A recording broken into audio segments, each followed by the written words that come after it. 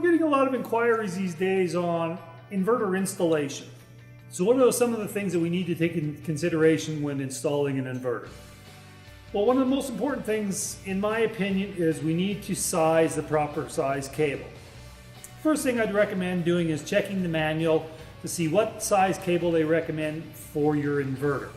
So if there is no manual or they don't have a recommendation, and usually they should, you need to check a wiring chart. So we need to have the proper size cable that's going to handle the maximum amp draw of that inverter. We want to keep the cables as short as possible.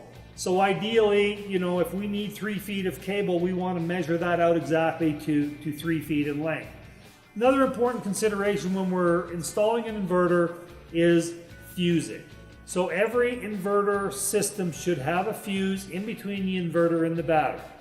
The fuses should be installed as close to the battery bank as possible. Some fuses we can actually install right on the battery bank or on the battery terminal. So why is that? Well, we're not protecting necessarily the inverter, we're protecting the cabling. So if there's any type of thermal event, the other thing is good to have in a system would be a breaker. Now this isn't a must like a T-class fuse or a AMG fuse. However, it's a good to have depending on your system where you can cut the power from the batteries to the inverter. AC cabling and AC wiring is another thing that often gets brought up, and this really depends on the inverter itself. So is the inverter designed for hard wiring?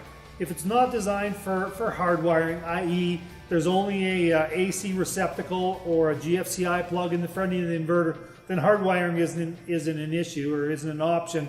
And again, this is going to be inverter specific.